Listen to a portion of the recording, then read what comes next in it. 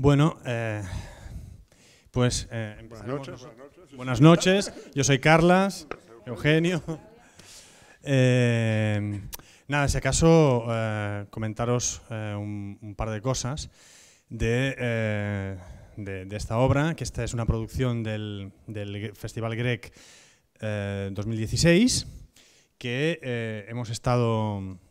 Es una obra que es la segunda pieza de esta trilogía en la que estamos trabajando alrededor del tema de la mujer, la historia y la identidad, que la primera pieza fue Nadia, que ambas obras pues siguen en activo y que siguen girando, y que bueno, también estamos empezando a hacer algunas funciones en el extranjero. Y deciros que se trata de un proceso que ha sido un proceso largo de un par de años, y que nos ha traído hasta aquí al TNC, que es un lujo hacer 3 semanas de temporada fijos en un sitio. Nada, yo decía esto un poco para romper el hielo. A partir de este momento cedo la palabra y todo lo que queréis preguntar estamos a vuestra disposición.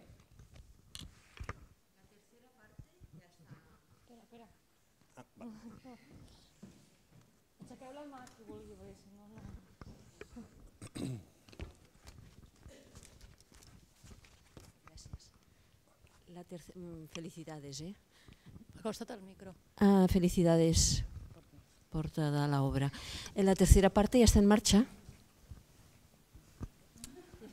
La tercera parte estrenamos en julio de este año, dentro del Grec muy probablemente, y sí está en marcha.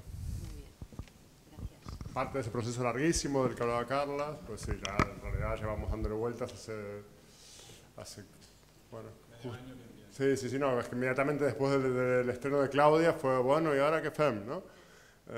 Sacando todo lo que uno tenía arriba del escritorio y ahora está empezando, bueno, a hacer cada día más. Hoy hicimos agenda de ver qué días nos vemos y cuándo seguimos. Sí.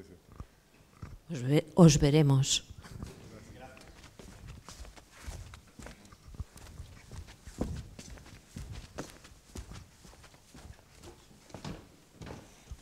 Gracias. En la conversación con la hija, ella dice que vas a ver a los viejitos todavía. Queda la duda de cuál es la relación con los viejitos. Sí, a mí también me queda la duda. Bueno, sí, yo personalmente no he roto del todo el vínculo con mis apropiadores, con mis no padres. Pero bueno, es un vínculo que ha ido modificándose con el tiempo, con el punto clave del nacimiento de mi primera hija, donde bueno, yo puedo cobrar real dimensión de la responsabilidad que implica para un adulto de casi 50 años recibir a un niño y criarlo en estas circunstancias, ¿no? Hasta ese momento como que yo no caía tanto en la cuenta de eso. Así que bueno, a partir de ese momento sí, mi relación con ellos cambia y se vuelve más como una relación en mis términos. Pero por eso es eso. Para mi hija son estos viejitos que yo a veces voy a ver y que ella no entiende por qué sigo haciendo semejante cosa y bueno.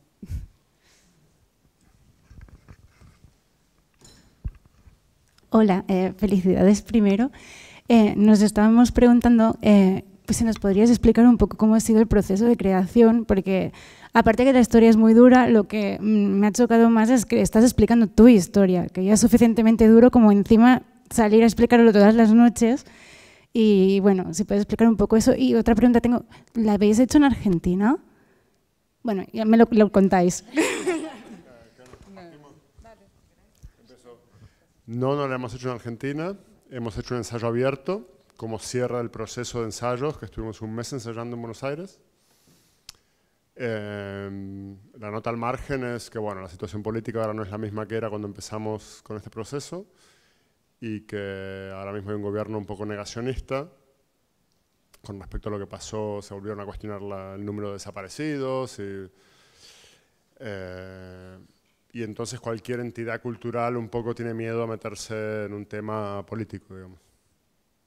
Por más que no hacemos bandera de nada y por más que no estamos... Pero bueno, es como enseguida escuchan desaparecidos. Estamos trabajando en ello, la idea es ir. Tardará un poquito más, un poquito menos, pero queremos ir.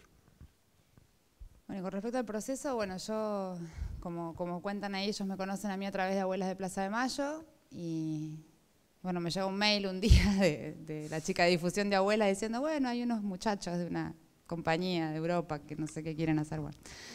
Después me llegó un mail de él explicándome, diciéndome todo muy clarito, que sí, que querían, que el montaje, que la presencia en escena y que todo. Yo medio que no le creí, le dije, bueno, yo te doy el testimonio, pero nunca pensé que era de verdad, digamos, que si me iba a pretender que en algún momento yo me subo a un escenario. Pero bueno, seguimos, encaramos, los conocí a ellos, un día me encontré con él en Buenos Aires, después de como 6 o 7 meses de Skype con Carles, hablando y contando la historia y no sé, un montón de cosas. Puedes decirlo del gallego, ¿eh? Sí, bueno, pero eso va después. Vale. Hicimos todo ese proceso hasta que bueno, finalmente ellos vinieron a Argentina, los dos, ya con la idea de hacer el viaje de documentación y bueno, y después estuvimos un mes en un teatro en Argentina, en el Pairó, logrando esto, que es que bueno, que yo pudiera, todo lo que le había contado por Skype, pararme arriba de un escenario y decirlo, digamos. En ese momento fue que él quiere que cuente esto, que yo decía que yo tenía un gallego que me hablaba en la cabeza. Pues fue un mes donde yo tenía una voz en mi cerebro que era la voz de él. Y no era algo bueno en ese momento. Pero bueno, nada. Todo con cariño. Creo que es un poco eso, una construcción de una relación de confianza y a partir de eso, bueno, yo logro esta capacidad de poder hacerlo. Para mí igual, de todas formas, hacer todo el proceso de contar mi historia y después verlo todo plasmado en una cosa tan sintética, porque son casi 17, 18 años de mi vida en 1 hora y media, a mí me ayudó un montón a tomar perspectiva.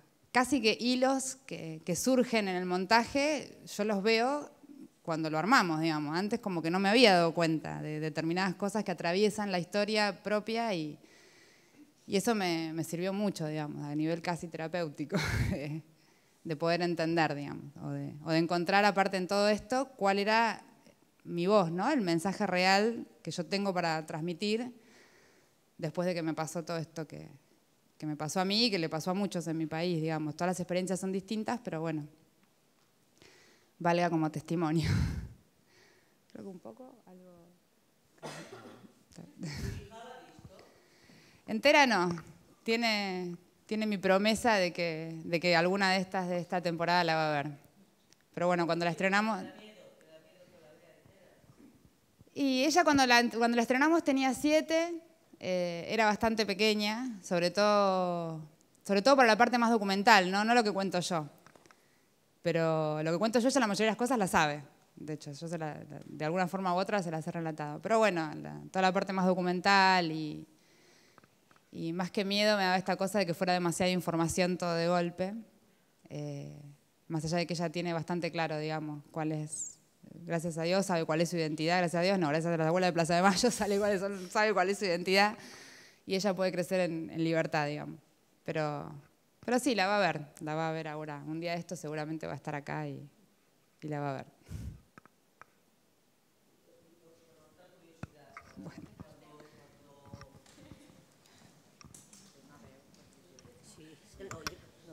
Cuando descubrieron que evidentemente, bueno, tu historia, en este caso, ¿qué pasó con tus no padres? O sea, legalmente, ¿qué pasa? ¿Qué sucede?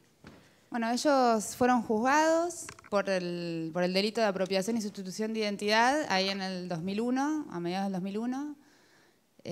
Fueron condenados los dos. ¿A prisión? Sí, ellos... Como en esa época todavía no había tanta claridad al respecto como la hubo hasta hace 2 años en la Argentina, ellos, al ser mayores de 70 años, cumplieron prisión domiciliaria la mayoría de su condena. La pasaron en su casa. Eso, por suerte en Argentina después cambió y estos crímenes empezaron a tener condenas en cárcel común.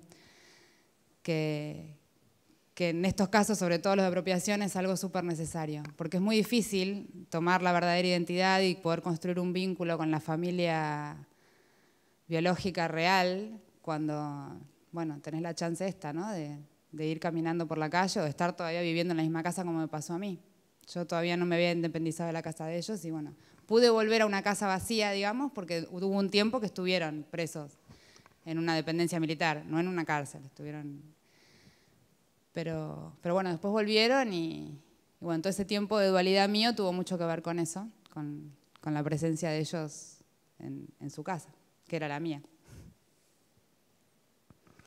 Bueno, es importante decir que a partir del caso de Claudia fue un punto de inflexión. A partir de ahí se pudieron reabrir todos los casos otra vez. Se abolieron las leyes de impunidad, se tipificó el delito de apropiación de menores. Entonces, el caso de ella todavía no se juzgó como luego empezó a juzgarse todo esto. Sí, de hecho, el juez Cavallo, digamos, el que me dice a mí la verdad y él toma la decisión de no solamente procesar a mis apropiadores, sino también de procesar a los policías que me secuestraron a mí junto con mi mamá y mi papá. Y con eso, para poder hacer eso, tuvo que abolir, y eso llegó hasta la Corte Suprema en Argentina, las leyes de impunidad en Argentina, que finalmente se logró. Entonces, por eso el caso es conocido. Fue la decisión de ese juez y bueno, la lucha y la militancia de mi familia dentro de los organismos de derechos humanos también, que bueno, que se buscaba ese objetivo, que permitió que después hubo estos últimos 10, 12 años de que se reabrieron todos los juicios y se volvieron a poder juzgar los crímenes, no solamente de apropiación, sino la desaparición y los secuestros y las torturas de los centros clandestinos. Bueno, yo ahora paso el micro, porque no quiero... No. Pero es que yo vi en el año 85 la historia oficial en Buenos Aires. Entonces lo que me sorprende, o sea, yo me acuerdo que me impresionó muchísimo, que era una historia evidentemente muy parecida a la tuya, que además la aconsejo a todo el mundo que la vea porque es una maravilla de película, de Norma Leandro y Héctor Alterio. Pero entonces, claro, tú tenías, en esa edad que se hizo esa película, tenías, pues claro... Tenía 7 años. Claro, pero más tarde, ¿tú no la viste nunca, esa película? No. Yo la vi no sé, hace 3 o 4 años creo esa película. Ah. Porque claro, esa película avanzaba mucho esto en el año 85, explicaba esto. Sí. Pero es que el guiño de que todas las películas argentinas son malas es algo que estaba presente. Sí. No era algo que se fomentara, era un poco, bueno, era un poco ese humor, las películas argentinas eran ese humor malo, películas baratas y chabacanas. Bueno, como el cine español aquí en una época igual. Sí. Y esa era como la imagen en que, entonces, bueno, sí, obviamente la historia oficial ganó un Oscar. Yo no crecí en un entorno militar, entonces no la vi enseguida porque era muy chico, pero bueno, un par de años después la vi, incluso creo que la vi en la escuela. Pero sí había como un tema que se tuvo que rehacer, de que sacarse ese estigma de que el cine argentino es malo. Aparte yo hago el guiño las películas son malas porque yo después me doy cuenta de eso. O sea, en mi casa no se veían películas argentinas, claro. No se escuchaba determinada música. Y es más, yo misma, de chica, como que defendía esa postura, digamos. Claro. Porque claro, esto es todo sobre política. Siempre quieren terminar hablando mal de los militares. Era algo que para mí era muy de todos los días, ¿no? De que había todo un sector de la Argentina que perseguía a los militares y que tenía estos medios de comunicación y cosas que fue, bueno, por eso yo mucho después empecé, recién, de hecho, qué sé yo, el otro día, hace 2 o 3 días, vi Esperando la carroza, ponele que no lo había visto. Es otra película argentina muy reconocida, ¿no? Tengo algunos huecos culturales, digamos. Hay alguien aquí delante, ¿no?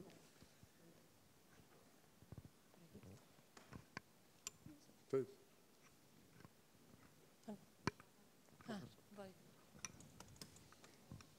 Ahí llega el micrófono. Ya llegó.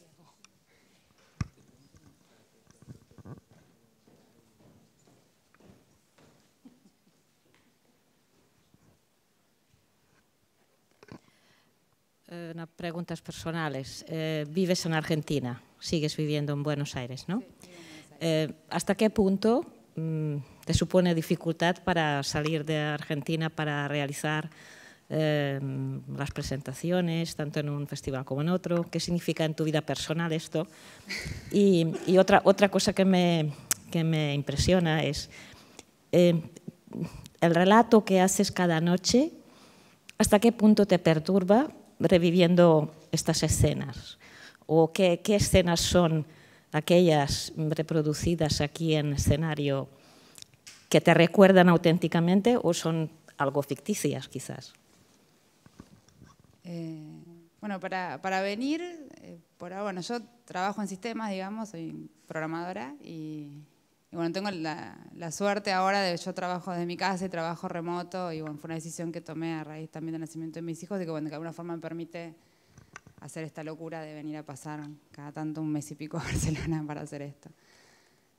También es un proyecto que, bueno, que uno lo toma con responsabilidad. Para mí es importante transmitir la historia porque, bueno, todo esto, ¿no?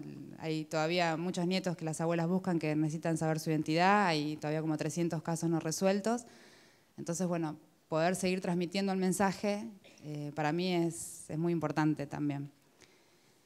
Mientras quede uno con la identidad cambiada, todos tenemos la duda sobre nosotros. Y bueno, y se han encontrado nietos en Europa. De hecho, una de las últimas estaba en Ámsterdam, así que ese es el sentido que también tiene para mí, digamos, hacer la movida que significa venir aquí.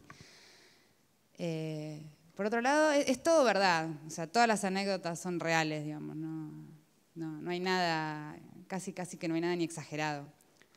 Yo no soy actriz, como es medio obvio, y entonces siempre depende de los días, digamos, hay días que me cuesta más atravesar algunos lugares que otros. Por ejemplo, noviembre es el mes de la desaparición mía con mi familia, el 28 se cumplen 39 años, y entonces la escena de Olimpo, estos días, yo la siento muy ahí, digamos, como que siempre me resulta tener que, todos estos días tener que decir, sus cuerpos no han sido encontrados,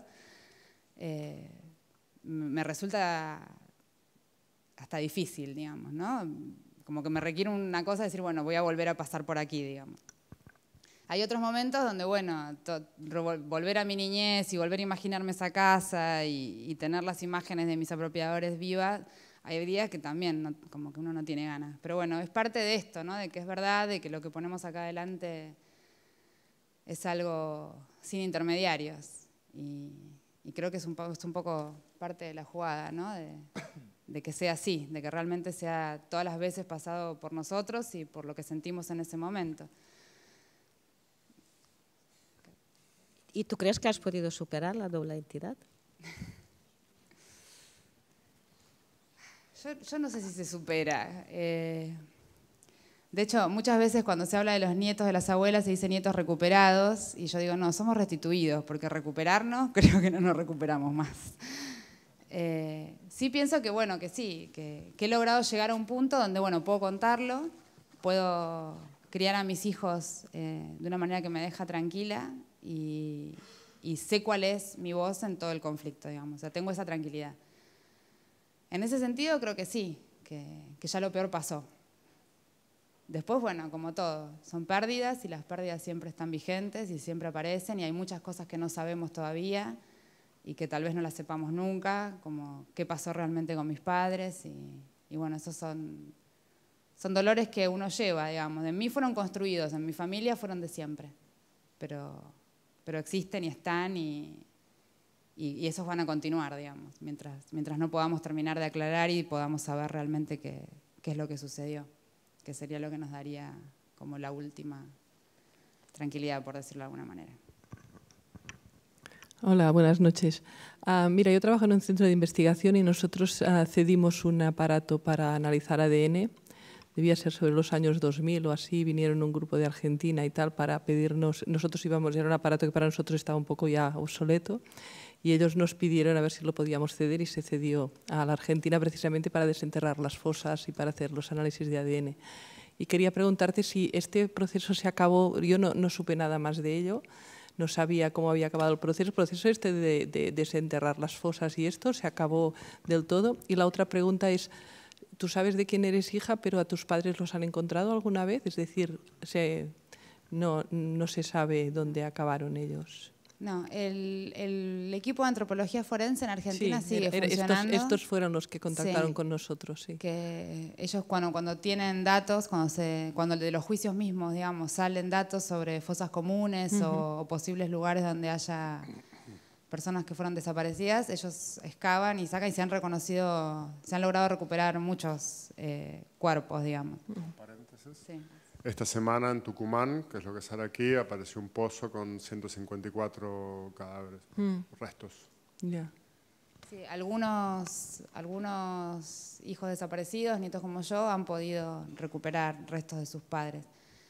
No es el caso mío, nosotros no sabemos, no tenemos casi ni pistas, digamos, de qué pueden haber hecho con ellos. Uno de los represores del Olimpo lo único que dijo fue como que habían sido comida de pescaditos, creo que fue la palabra de él, como que los hubieran tirado al río.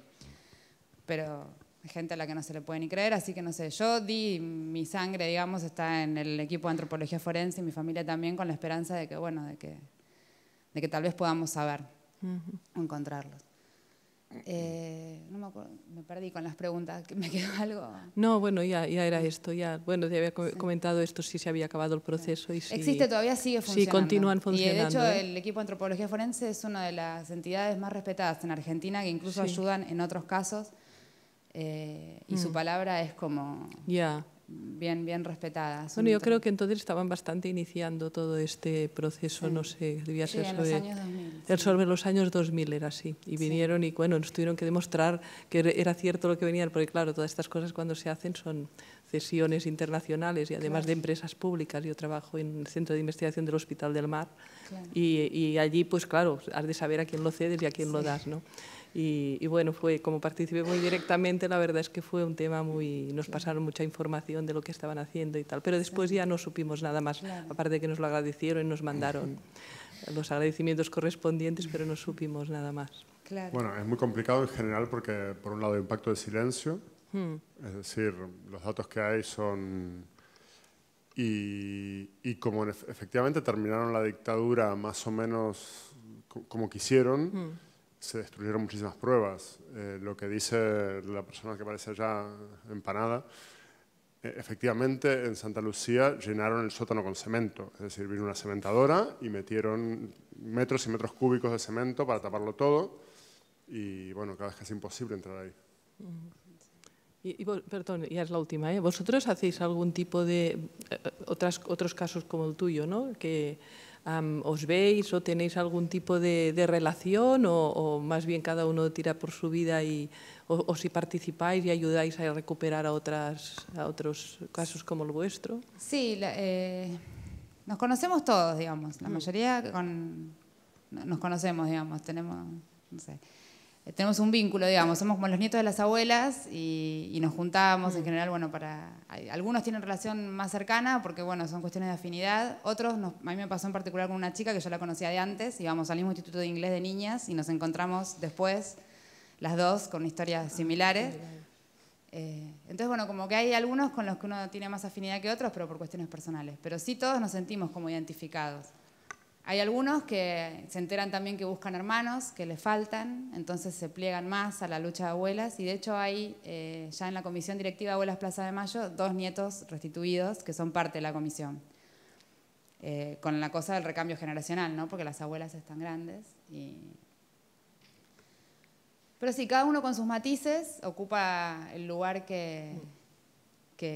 en el que se siente más cómodo, digamos. Yo no participo así activamente en abuelas, no trabajo ahí, pero bueno, acompaño las actividades siempre que puedo y así como lo hago yo, lo hacen muchos otros. Y siempre que se encuentra un nuevo nieto, cuando esta persona está lista y quiere, se le hace un asado así a la Argentina de recibimiento y ahí nos conoce a todos y hacemos algunos chistes de humor negro y qué sé yo.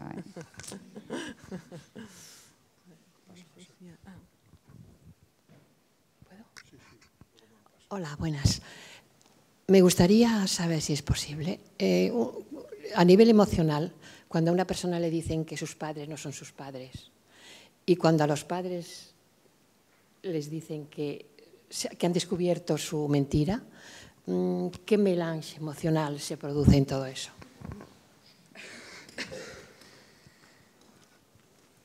Yo les puedo hablar de mí, digamos, ¿no? de lo que me pasó a mí. Yo había tenido desde siempre esta sospecha de que había algo raro, ¿sí? Lo que pasa es que, bueno, yo era muy leal hacia la familia que me crió, hacia mis apropiadores. Me daba terror perderlos, por las razones que fueran. Yo puedo pensar que sí, que bueno, el desgarro inicial de mis papás y todo me quedó, pero siempre tuve como mucho miedo de quedarme sola. Entonces lo primero que me agarra a mí ante enterarme que es verdad, digamos, lo que me están diciendo, porque creo que una de las cosas que a mí más me ayudó, a pesar de haber sido un terremoto en todo sentido, fue que yo me di cuenta muy visceralmente que era verdad lo que me estaban diciendo. O sea, vi esa foto y era idéntica a las primeras fotos que yo tenía con mis apropiadores, y en ese momento fue una revelación que todo esto es muy así como lo digo, ¿no? Como si todo el telón se hubiera caído y listo, ya está. Esto que me dicen acá es la verdad, digamos. Y mi primera reacción inicial es eso, ¿qué hago yo sin ellos? O sea, ¿a dónde voy? Digamos, no tenía ni idea. Y me costó mucho tiempo, digamos, poder correrlos a ellos de ese lugar. Creo que eso es lo que yo finalmente logro al ser mamá, digamos, al tener un hijo propio. Y darme cuenta que, bueno, que eran dos personas adultas que tomaron una decisión y que, bueno, son responsables por eso y que yo no tengo nada que ver ahí. Ellos, al principio, muy al principio, fueron más honestos conmigo, o sea, pudieron contar su versión, digamos, que igual siempre han sostenido la misma, que, bueno, que me recibieron, que no sabían quién yo era, que bueno, qué iban a hacer con el bebé, que no sé qué, que ella había estado muy enferma, que se iba a morir, que, bueno, un montón de cosas. Pero ellos, más allá de ese primer momento donde pudieron hablar conmigo, después siempre hicieron como que no había pasado nada. O sea, vos sos nuestra hijita y llega un punto que a mí eso se me hace como muy intolerable. O sea, yo puedo tener una relación con ellos en unos términos, digamos, pero en términos de honestidad y de verdad y de que, bueno, esto es lo que hay. Y de responsabilidad, porque bueno, realmente es eso, la apropiación es un delito. O sea, no, más allá de los sentimientos que hay en el medio y de las confusiones y de todo lo que tiene que ver 20 años de crianza en una persona, y el hecho de que en mi infancia esos son los padres que hubo, digamos, la apropiación es un delito y tiene que ser juzgada por la justicia como lo fue, y una persona de casi 50 años, con el nivel cultural que ellos dos tenían y todo, tiene que saber qué es lo que está haciendo. Y bueno, a mí el poder darme cuenta de esto me termina de liberar bastante de toda la culpa y de todo lo que yo sentía, digamos, diciendo, bueno, es tu parte, hacete responsable. Todo lo otro no tiene nada que ver, digamos. Entonces, gracias.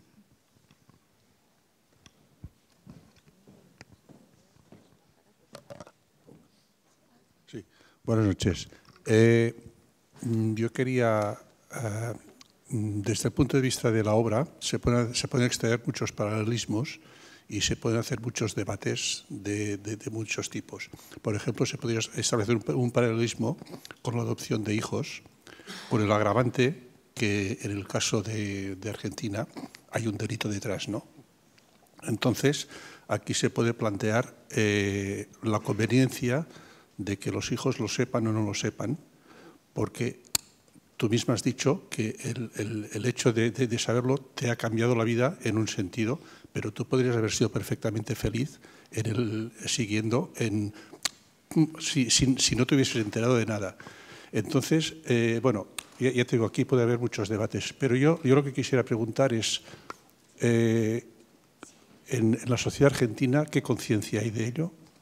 Si existe mucha división de opiniones, si el gobierno ha hecho alguna cosa en favor de los apropiados, si ha puesto a vuestra disposición ayuda psicológica, algún tipo de ayuda, si se han planteado crear un banco de ADN y buscar, porque claro, si se sabe que fueron a parar a manos de militares, también se podría obligar a esos militares. ¿Se hace? Sí, hay varias cosas. Sí. Por un lado, yo no cambio el hecho, o sea, para mí fue un alivio enorme saber la verdad. Y pienso que vale la pena todo el sufrimiento atravesado, digamos. No, en mi vida hay varios momentos donde uno dice, bueno, ¿qué hubiera pasado si? Y la verdad que, bueno, dentro de todo lo que fue, yo siento que la vida que puedo tener ahora la puedo tener porque sé la verdad, digamos. No, hay momentos donde me causa mucha tristeza pensar en esa niña, cómo hubiera crecido, digamos, si no se hubiera enterado de la verdad.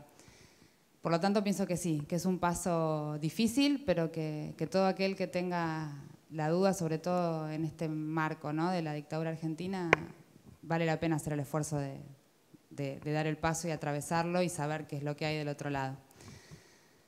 Eso por un lado. Por otro lado, existe en Argentina el Banco Nacional de Datos Genéticos, fue creado a instancias de Abuelas de Plaza de Mayo a fines de los años 80, si yo no me equivoco. Las abuelas se dan cuenta, desde su formación, digamos, que, bueno, que habían empezado a haber casos de padres que podían ser exigidos, ¿no? Que mantuvieran a sus hijos y que se demostraba la paternidad cuando ellos la negaban a través de un análisis genético. Sabiendo eso, las abuelas empiezan a buscar, a ver si es la sangre de ellas, ya que los padres no estaban, si la sangre de ellas podía servir. Y logran en Estados Unidos un equipo de genetistas que las acompaña y crean, digamos, esto que se llama el índice de abuelidad, que es que con la sangre de los abuelos, de los tíos, de todo lo que haya por ahí que se pueda, se arma un árbol de ADN que es comparable con el del joven, o en este caso ya no somos tan jóvenes, de la persona que es sospechada. De la persona que es sospechada. Así fue como me encontraron a mí. O sea, yo tuve eso que voy al Hospital Durán. En el Hospital Durán estaba hasta hace poco, ahora está dentro del Ministerio de Ciencia y Tecnología, el Banco Nacional de Datos Genéticos. De esa forma se han identificado casi todos los nietos. Hoy por hoy es parte del gobierno. O sea, ahora es parte del Ministerio de Ciencia y Tecnología. Eso se logró hace, no sé, 3 o 4 años atrás, si no me equivoco. Por ahí no sé si tanto. Pero era parte de un hospital público también, o sea, estaba en la esfera pública, digamos, y hay una ley que protege esos datos de para qué se usan y todo. Ahí está el banco de datos de todas las familias que buscan nietos desaparecidos, incluso algunas hasta de que, qué sé yo, hubo casos en los que ni sabían que estaba embarazada la chica, la mujer, la hija, y a partir de que aparece un caso que van la fecha, no sé qué, van y tienen que dar, con lo cual hay una búsqueda permanente. La ayuda que hace el Estado en Argentina también depende mucho del signo político de los gobiernos, digamos. Hoy por hoy tenemos un gobierno que, como dijo Eugenio, es negacionista, por lo tanto ha habido montones de recortes a las políticas de memoria, verdad y justicia, que siguen adelante porque la gente que está ahí adentro trabajando no baja los brazos jamás. Pero bueno, programas de protección de testigos, programas de apoyo psicológico, programas de un montón de cosas se han ido recortando y quedan en la nada, que hasta hace 3 años atrás eran programas que trabajaban muchísimo, que daban empleo a mucha gente y que encima ayudaban mucho a la comunidad que llevaba, porque no se pueden llevar a cabo los juicios si no hay todo un sistema de soporte alrededor, porque los testigos son personas muy vulnerables. De hecho, hubo en democracia una desaparición de un testigo de un centro clandestino de detención que testificó contra Echecolatz, que había sido su torturador, y después desapareció. Y hay pruebas de que fue este mismo hombre con sus contactos en las Fuerzas Armadas, que siguen siendo bastante verticales, ¿no? Y responden a esos jefes. Esta persona continúa desaparecida. Entonces, bueno, sin toda esa estructura se hace muy difícil sostener los juicios. Lamentablemente en mi país un poco funciona así. La justicia y todo lo que va alrededor está marcado por el signo político del gobierno que está vigente y bueno, hoy por hoy es un momento de resistencia, digamos, donde hay que... Y tanto la asistencia psicológica a los nietos y otro montón de cosas, sí, las lleva a través de Abuelas de Plaza de Mayo y son el dinero que recibe Abuelas desde el Estado lo que lo sostiene. Cuando eso llega, llega, y cuando no llega, hay que ir a pelearlo.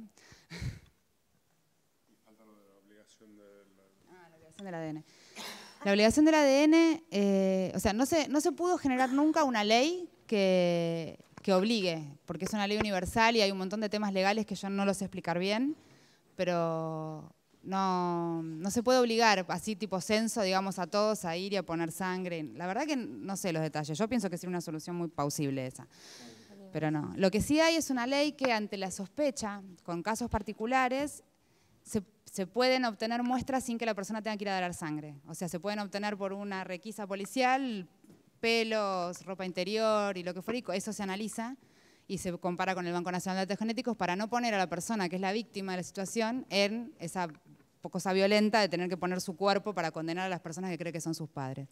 Entonces es una ley que desde el punto de vista de la privacidad es violenta, pero que en este caso es necesaria, porque si no es poner a la víctima en un lugar de una situación que no puede resolver, digamos, de sacarle un peso. Eso es lo que existe en Argentina al menos.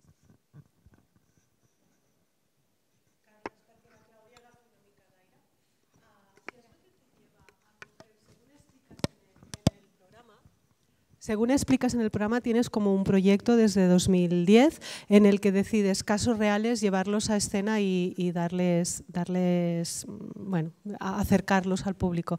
Evidente que llegan, evidente que emocionan y que estoy convencida de que deben estar funcionando, pero ¿qué te empuja a hacer algo así? A ver, ¿qué me empuja? Pues nos empujó en realidad una necesidad de aferrarnos más a la realidad. Nosotros, como compañía, en la Conquesta del Pol Sud, pues la constituimos con Eugenio en 2010, y a nosotros nos interesaban dos cosas, básicamente.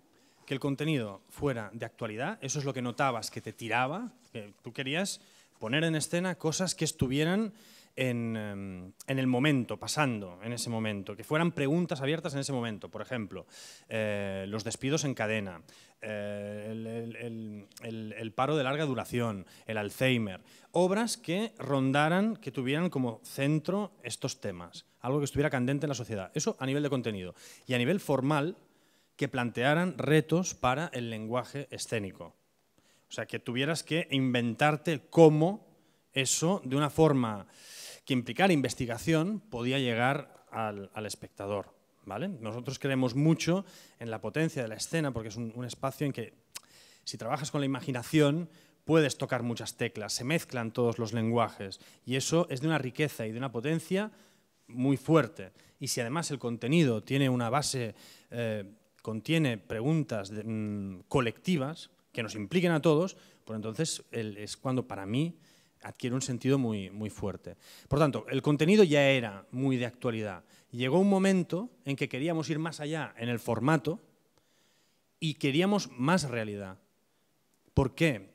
Pues porque, como todo, supongo que nos pasa a todo el mundo, vivimos en un mundo en que todo es mediatizado. Y sí, claro, hay una idea de fondo, que es que el teatro puede ser una forma de conocimiento. Yo creo, como decía, creo mucho en la potencia de este arte. Una forma de conocimiento. Entonces queríamos entrar más en la realidad. Queríamos investigar más formalmente. Y en un determinado momento, con estas cosas que necesitábamos, queremos ir más allá, bueno, conocimos a Nadia Gulam. Y entonces, pues conociéndola a ella, con todo esto que te bulle en la cabeza, dices, pues es que tiene que ser ella, ponerla en escena, y nosotros vamos a entrar en su mundo y nos documentaremos y expondremos toda esta carga emocional y de datos y de información. Construiremos un montaje basado en esto. Habrá emoción, habrá datos. A Nadia le hacíamos también una especie de entrevista en escena. Buscábamos formalmente por dónde podíamos ir. Y así fue, de ahí. Las preguntas las teníamos, la necesidad de ir más allá a nivel de contenido estaba, de ir más allá a nivel de lenguaje también estaba, y entonces pasó esto. Y de ahí encajaron cosas que, notas que te encajan, cosas que dices, esto es lo que nos interesa hacer, esto es lo que queremos hacer, queremos conocer a gente con una experiencia que se conecte con la experiencia de todo el mundo, utilizar el teatro como como forma de comunicación, e irnos nosotros a buscar los datos directamente y ofrecer esto al espectador con su parte emotiva, con sus preguntas, con sus datos, de una forma directa y sin intermediarios. ¿Y la respuesta del público? ¿Ha sido la que os esperabais? ¿Esperabais más? ¿Esperabais menos? ¿Se ha correspondido un poco con lo que buscabais? En realidad, sí, porque hay gente que te dice un poco de todo, gente que te dice, he aprendido cosas viendo el montaje me ha removido por dentro, hay gente que se queda más con la parte analítica, que sale como más pensativa, gente que, bueno, pues es arrastrado un poquito más por el efecto catártico, el efecto de comunión colectiva, de empatía con esa persona. Nosotros, a ver, trabajamos mucho desde la idea de, nos interesa, creemos que el conocimiento pues, tiene una parte racional y una parte emocional. Normalmente siempre se habla de que el conocimiento es analítico, racional, pues nosotros creemos que la parte emocional es muy fuerte también. Entonces, pues hay espectadores que están más en un lado, espectadores que están más en el otro. Pero la respuesta, en general, sí que es muy fuerte, sí. Incluso cuando hemos ido a otros países hacer montajes como con Claudia estuvimos en Bélgica, con Nadia estuvimos en Alemania, en Colombia. En Colombia, claro, teníamos la pregunta abierta de, pero bueno, en Colombia, con todo lo que han vivido, con todo lo que están viviendo, la historia de una chica afgana, que... Pues sí.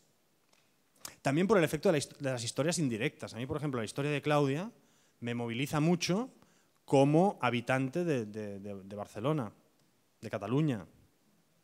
Me moviliza mucho. Yo todo lo que vi en Argentina me removía continuamente, porque pensaba, bueno, es que en el lugar de donde yo vengo esto no es posible.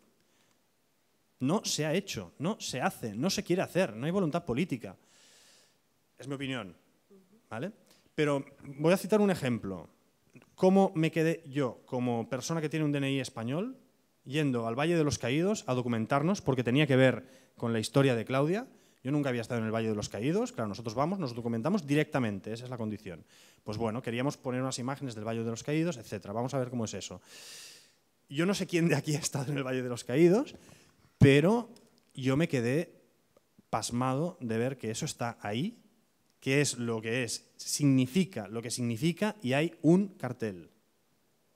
Uno. ¿Dice 9 euros la entrada o cuál?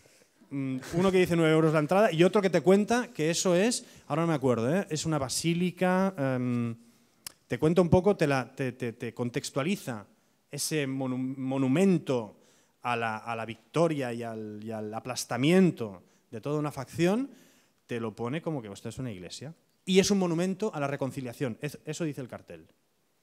Claro, yo me quedé pasmado. Después te vas a Argentina y resulta que todos los espacios de la memoria están documentados, están explicados, versiones documentadas, todo está colocado en un lugar en el que está interpretado, que adquiere un sentido para la colectividad. No es un monumento puesto ahí sin explicarlo y que en realidad es lo que es un monumento a la victoria, no a la reconciliación nacional. Lo que pasa es que, claro, hay que ir allí y verlo.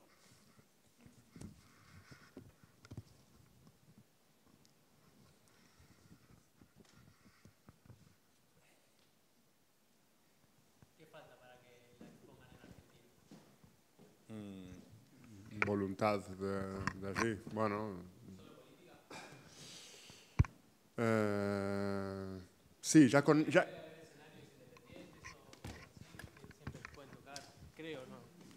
Ya con Nadia, que no tenía nada que ver con esto, nos decían, bueno, pero esto es demasiado político, puede herir sensibilidades. Entonces, ya ves de entrada... Negación. Un poquito. Luego, es verdad que les cuesta justificar traer de Europa una compañía que toca un tema tan local, habiendo tantas compañías locales. Claro. Caro no es, pero bueno, hace falta un gesto. Hay que cruzar el Atlántico. Somos nosotros tres, que ya estaría allá, nuestro iluminador y esto que veis aquí. Y el diseñador de... Bueno, no, claro, para viajar, el diseñador de sonido no gira viaja. es eso. O sea, el equipo es mínimo, ¿eh? El equipo es mínimo. Y bueno, hay la voluntad de vestirlo, de presentarlo, de respaldarlo. Se está haciendo y va a pasar más temprano que tarde. Pero bueno, son muchos kilómetros también. Ya cuesta ir a Bélgica, que es de donde venimos recién ahora. Sí. ¿Y aquí en Europa, en qué otros lugares piensan o ya presentaron? Estamos picando piedra como locos para que sea donde... No. Ahora hicimos Bruselas y Amberes y bueno, estamos trabajando mucho en la internacionalización de la compañía en general y va dando frutos poco a poco. Con Nadia estuvimos en Colombia y en Alemania. Nos encantaría repetir tanto Colombia como Alemania con Claudia y bueno, es buscar complicidades en cierta manera. Esto en el fondo es un mercado también, ¿no? Entonces se da por, ay mira, esto me gusta, que lo tiene el otro, yo también lo quiero, y bueno, todo eso que hay días que nos gusta más y hay días que nos gusta menos cómo funciona, pero es así. Próximas fechas que están como bastante a tiro, en plan algunas prácticamente confirmadas. Hay algo en Francia y probablemente habrá algo en Holanda. Pero bueno, como dice Eugenio, picando piedra como locos. Luego, bueno, en febrero-marzo tenemos una gira... Otra vez gira catalana y un poco de España también. Hacemos un poco de País Vasco, un poco de Galicia, si no me equivoco. Sí, sí. Sí. Sí, lo que pasa es que ahora no recuerdo en qué lugares. Sé que hay una fecha muy próxima. Bueno, Olot, ahora que... Sí, el 15 de diciembre en Olot. 15 de diciembre Olot, y después en febrero y marzo hay algunas fechas de Nadia también. Sí, tenemos una gira como mixta y ahora, perdón, pero no recordamos dónde, qué cosa.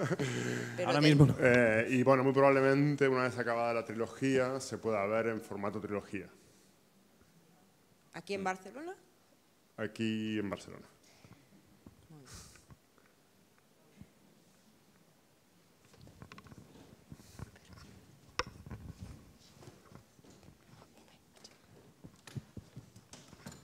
Solo una cosa, a nivel de publicidad, diríamos, de la obra, al menos a lo mejor yo no me he enterado mucho, ¿no? Pero no veo que haya, por ejemplo, entrevistas a ella, que sería seguramente para un periodista una entrevista interesante, todo esto. ¿Los protegéis de alguna manera a estos actores noveles, por decirlo de alguna manera, ¿no? Para que los periodistas no les invadan o algo así, ¿o qué? ¿No? A ver, se protegen mucho solos, ¿eh? ¿Se protegen solos? Sí, porque son, bueno, sí. Son personas acostumbradas a que les hagan entrevistas, acostumbradas a los diferentes tipos de periodismo y periodistas que hay, así que desde ese punto de vista, protegerlas no, las protegemos en otros territorios. Bueno, también hay que decir que el gran aluvión de entrevistas vino más bien cuando estrenamos en el GREC, pero ahora también las hay. Sí, hay. Ahora salió en El País ayer, en el periódico, en Vanguardia, sí. Saldremos en la tele, en un programa que se llama Ara que arriben els marcians o algo así, y creo que también en Arctic, de BTV. No nos podemos quejar en absoluto de la cobertura mediática. Para una compañía pequeña no nos podemos quejar.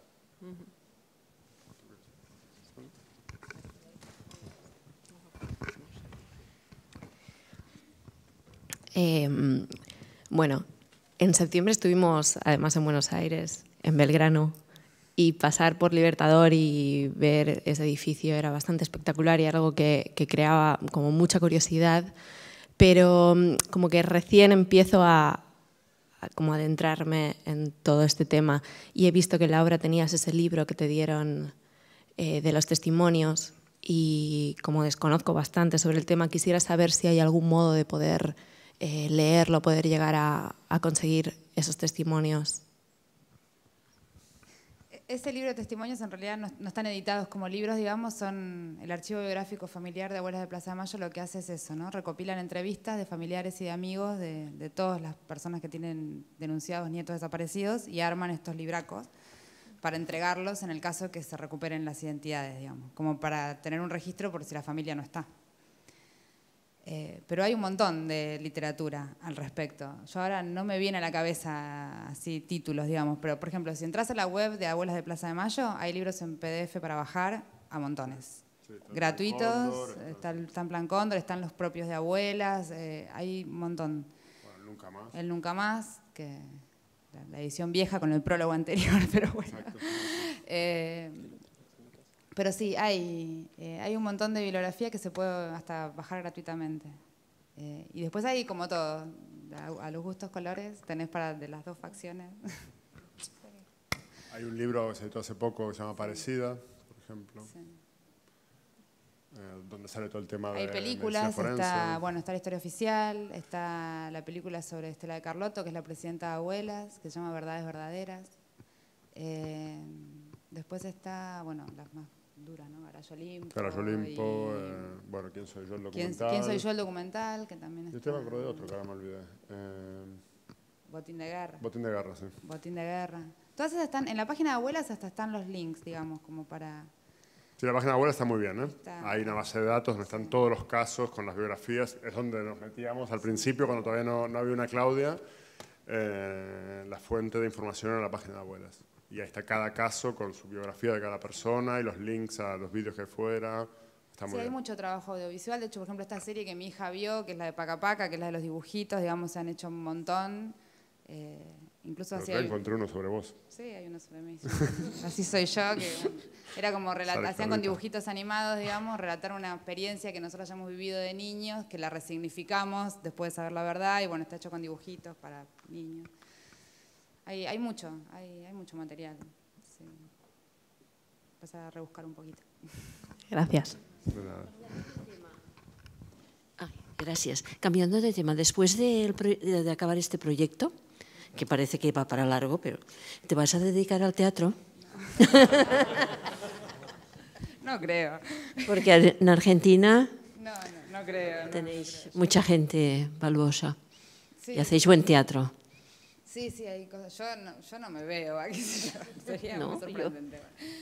Pero creo que volveré a mis telas, a mis patchwork y a mis cosas, igual las sigo haciendo, y a mis programas de computación. Gracias. Los actores aquí le tiran muchas flores, ¿eh? Dicen que... Sí.